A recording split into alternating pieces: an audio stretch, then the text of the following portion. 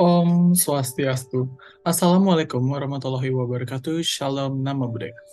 Hello ladies and gentlemen and welcome back to my YouTube channel. In this video, I would like to tell you about ceramic materials with my lecturer Profesor Dr. Tjokorda Gede Tirta Nindhia, Sarjana Teknik, Magister Teknik.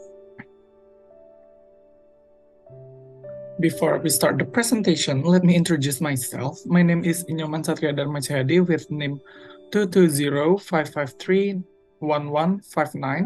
I'm from Udayana University, Teknik Engineering Faculty with Mechanical Engineering Department. The literature source that I use the most on this video is electronic book from Chanda, Science of Engineering Materials Volume 2. Table of contents we want to discuss in this video are 5.1 Introduction, 5.2 Structure of Silicates, 5.3 Refractories, 5.4 Glosses, 5.5 Glass-like coatings, 5.6 Ceramic coatings, and 5.7 Cement and Consecrate. 5.1 Introduction. What is ceramic? Ceramic may be defined as inorganic, non-metallic materials that are made and or used at high temperatures. Ceramic, in terms of chemical constitution, a ceramic may be essentially defined as a combination of one or more metals or semi-metals such as silicon, with a non-metallic element, usually oxygen. The main characteristics of ceramic are: first, they are heat resistant and have high melting points. Second, they have poor heat and electric conductivity. Third, they are durable so that they can last for a long time. Fourth, they are good resistant to attack by most chemicals. 5.2 Structure of Silicate. The main type of silicate structure can be classified into three. First, discrete anions. Second, extended anions. And third, three-dimensional networks. 5.3 Refractories. The high-grade refractories can be classified into four: pure oxidate refractories, carbide refractories, carbon and graphite refractories, and cermets. Fire clay refractories. Fire clay refractories are the most widely used, making up 3/4 of all refractories. A few of their uses are in blast furnace, tops and lignins, open-hearth steel furnace, time kilns, cement kilns, aluminum melting furnaces, forge furnaces, pottery kilns, and domestic fire banks. Mullite refractories. In refractories of high mullite content, the ceramic or glassy bond of regular fire clay refractories is replaced by a crystalline bond, thus increasing their refractoriness under load. They are mainly made by calcining siliminate, so that the term mullite refractories and siliminite refractory are often interchangeable. Silica refractories. The merits of silica bricks are that they can be used under load at temperatures up to 1650 degrees Celsius, do not sink at high temperatures, are resistant to thermal shock from 600 degrees Celsius up to the melting point, and are highly resistant to attack by iron oxide and acid slags. Magnesite refractories. Magnesite bricks are particularly used in the construction of basic open-hearth furnaces, and also for lining furnaces in which copper, lead, or tin are refined. Chrome and chrome magnesite refractories. In furnaces where more than one type of refractories are used, neutral bricks play the vital role of keeping acid and basic refractories out of direct contact with each other. Besides, they are also used as structural materials in furnaces handling copper, aluminum, and lead. Carbon and graphite refractories. Because of their widely varying properties, carbon and graphite find many and varied applications, which include their use as material of construction for refractories, chemically resistant equipment, electrodes, and atomic reactors. Carbide and nitride refractories. Silicon nitride is relatively new and the most interesting of ceramic materials, having very good thermal shock resistance and machinability. Pure oxide refractories. Alumina, the hardest of all oxides, has low porosity and high strength. It has been called the engineering ceramic par excellence. It is used for pyrometer tubes, spark plug insulator, crucibles for melting metals and glasses, and many other applications such as textile guides, pump plunger, discharge overfissured dies, and bearings. Heat insulating refractories. Refractories to be used mainly as heat insulator are produced as lightweight, highly porous bodies having a large number of extremely small pores, most of which are sealed. Insulating refractories, however, do not resist abrasion and slagging. 5.4 Glasses. The structure of glasses. Glass has been defined in several ways, but two features which are commonly mentioned are: first, a glass is formed from a highly viscous supercooled liquid. Second, the liquids forming glasses process a structural network of short-range order. Glass formation in oxidizes. Considering an oxide AXOY, this rule may be started as follows. First, an oxygen atom should be coordinated with not more than 2 atoms. Second, the number of oxygen atoms surrounding its atom must be small, 4 or less. Third, the polyhedral of the group of oxygen atoms around the A atoms share corner only and not edges or faces. And the last one, 3 or more corners of each oxygen polyhedron should be shared. The general properties of glass.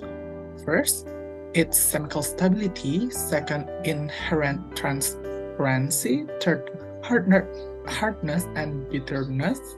Fourth, its poor conductivity to heat and electricity. There's a type of glasses which is pure silica glass, soda lime glass, lead glass, borosilicate glass, 96% of silica glass, optical glasses, laminate safety glass, and glass ceramics. This is the processing how to make a glass.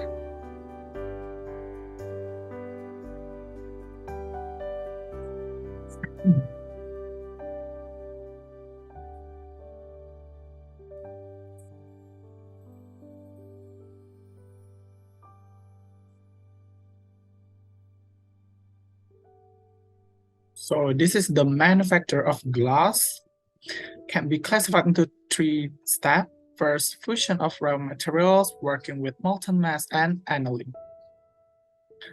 This is the material of making glass, soda ash, limestone, and sand. So this is the process how to make a glass, which we make sure the ingredients become one. We heat it up until 1000 degrees Celsius. And we mold it and we anneal it.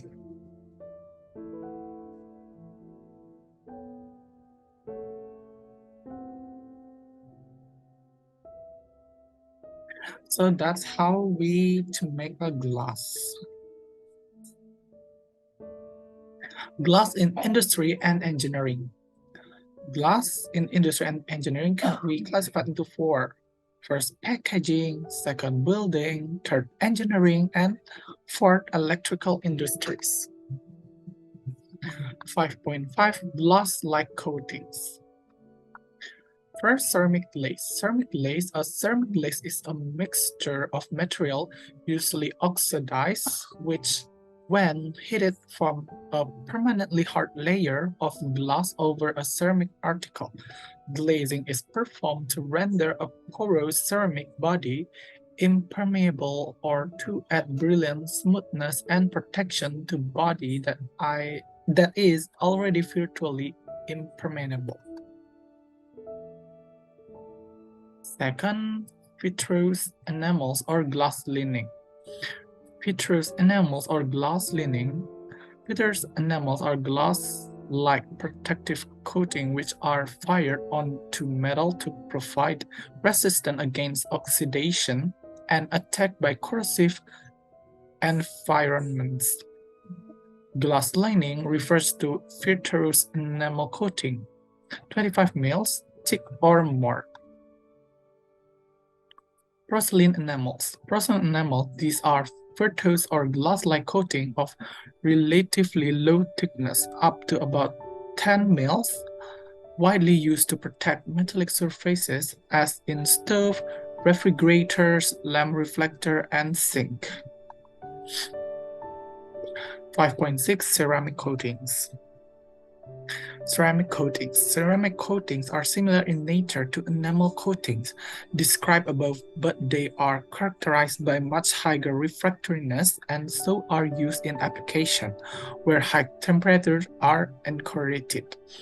Ceramic coatings are used for parts and components which may be subject to high temperature in use.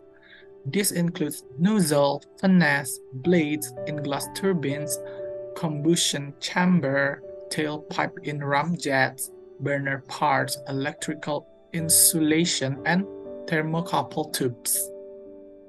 So these pictures show us how is flame spraying technique. 5.7 Cement and concrete. This is the variety of cement.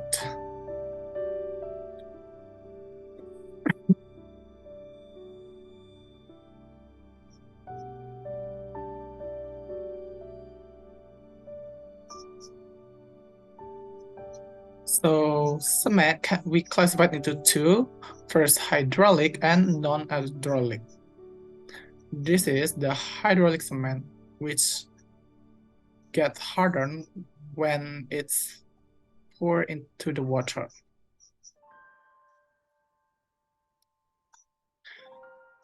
And this is the non-hydraulic cement. Non-hydraulic cement is not hardened when exposed to the water.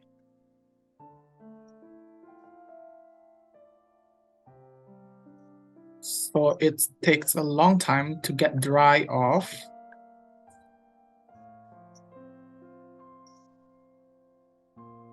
Cement and concrete.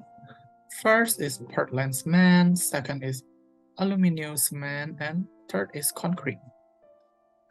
Portland cement is made by burning an intimate mixture composite mainly of two types of material, one colorless or rich in lime, such as a limestone or chalk, and other argillaceous or rich in silica and alumina, such as a clay shale, slate, or blast furnace slag. Aluminum cement. Aluminum or high alumina cement is made by heating a mixture of bauxite and limestone, usually to complete fusion.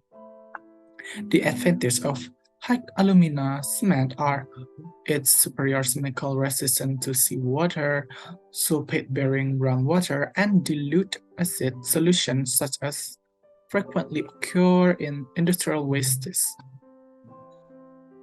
Concrete. Concrete is a building and structural material obtained by mixing cement, a fine aggregate, a coarse aggregate, and water in a suitable proportion so that the plastic and workable mesh result. So that's all about the material about ceramic. Thank you for watching and see you in the next video. Bye.